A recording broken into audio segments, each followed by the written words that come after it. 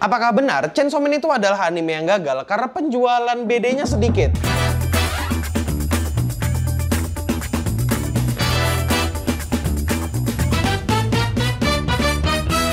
Halo para wibu yang masih denial, kali ini aku mau membahas masalah penjualan BD. BD itu Blu-ray disc. Jadi, ya setiap kali aku ngomong BD artinya itu Blu-ray disc. Pembahasan ini berangkat dari kekesalanku dengan orang-orang yang sotoy yang bilang kalau anime Chainsaw Man itu adalah anime gagal karena penjualan BD-nya cuma 1.700-an. Orang-orang masih beranggapan kalau BD laku sama dengan animenya sukses besar. Padahal enggak juga. Itu semua miskonsepsi. Iya enggak 100% salah, tapi ya cukup misleading. Pertanyaanku sekarang adalah apakah penjualan BD itu penghasil uang terbesar dari suatu anime? Sebelum aku menjawab itu semua, aku mau ngasih tahu ke kalian kalau semua penjualan BD itu didata langsung oleh Oricon. Cara mereka mendata itu semua adalah dengan cara menghitung penjualan dari toko-toko yang sudah mereka tandai. Kenapa penjualan BD Chainsaw Man kelihatan cuma sebanyak 1.735?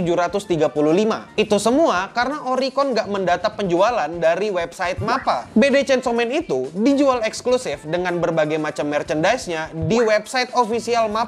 Dan ada juga user Reddit yang mendata dan dia bilang kalau penjualan BD Chainsaw Man itu bisa berkisar 15.000 sampai 17.000. Dia mendata itu semua berdasarkan jumlah kunjungan ke websitenya dan berapa orang yang menambahkan BD itu ke keranjang mereka. Sekarang kita bahas pelan-pelan masalah penjualan BD. Apakah penjualan BD itu masih relevan untuk menghitung sebuah keuntungan? Kau harus tahu dulu, anime itu mendapatkan keuntungan dari mana? Pertama, mereka mendapatkan keuntungan dari investasi yang diberikan oleh komite produksi. Terus, keuntungan lainnya itu bisa didapat dari penjualan BD, merchandise, dan lain-lain. Dan satu lagi yang belum kusebut, tapi aku lupa namanya. Namanya adalah baju wibu lokal di bit.ly/tokocs. Enggak, bukan itu. Tapi yang kumaksud di sini adalah mereka perang untuk mendapatkan lisensi penayangan. Jadi, entah itu Netflix, Prime Video, Bilibili, dan lainnya itu perang untuk mendapatkan lisensi penayangan. Kok bisa ibaratkan platform streaming dan anime itu sebagai bid war, yang dimana mereka berlomba-lomba untuk nawarin duit untuk penayangan anime. Kenapa mereka mau bid war? Alasannya sederhana. Karena mereka mau membuat anime itu tayang di platform mereka atau eksklusif di platform mereka. Sebagian besar platform streaming itu nggak akan mikirkan seberapa banyak uang yang mereka pakai demi mengisi konten di platform mereka. Tujuannya ya supaya platform mereka bisa nambah pelanggan dan bisa tetap relevan diomongin sama orang. Jadi sekarang, kalau ngomongin keuntungan, BD itu masih bisa dihitung dan masih cukup penting. Tapi yang jelas, perang layanan streaming itu bisa jadi lebih besar dalam menghasilkan keuntungan. Keuntungan ini nanti bakal dibagikan ke stakeholder atau orang-orang komite produksi. Kau bisa cari tahu sendiri, komite produksi dari suatu anime itu dianggotai oleh berapa perusahaan atau berapa orang. Dan mereka itu bakal bagi-bagi keuntungannya. Terus intinya apa dan poinnya apa Bang Messi? Sini,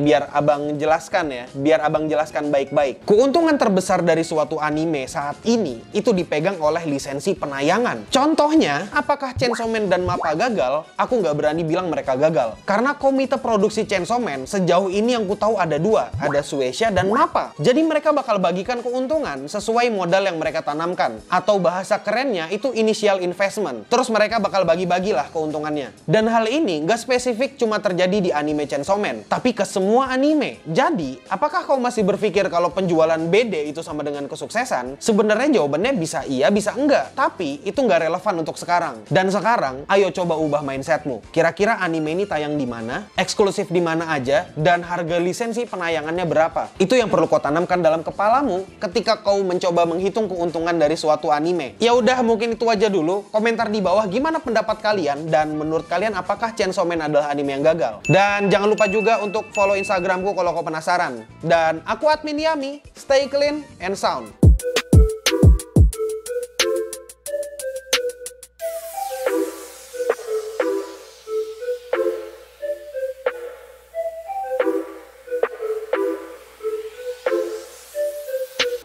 Dan iya, kalau kau masih berpikiran Chainsaw Man adalah anime gagal, kau pikirkan ini baik-baik. Komite produksi mereka yang sejauh ini diketahui cuma ada dua, ada Shueisha sama MAPPA. Dan lisensi penayangan mereka dibeli eksklusif sama Amazon Prime. Kau gak tahu seberapa mahal mereka bisa nayangkan eksklusif di platform mereka doang dalam waktu tertentu. Jadi tempat lain gak bisa nayangkan, yang bisa nayangkan cuma Amazon Prime. Kau nggak tahu seberapa mahal itu. Dan kau masih bilang Chainsaw Man anime yang merugi. Aku nggak tahu apa yang terjadi di kepalamu, tapi man, Mappa bener-bener dapat keuntungan gede. Kau tahu FTH kemarin? Mereka itu beruntung bisa dapetin lisensinya Chainsaw Man. Itu, mikir Gits. Keuntungan tuh nggak cuma dari BD gitu loh. Iya, mikir Gits.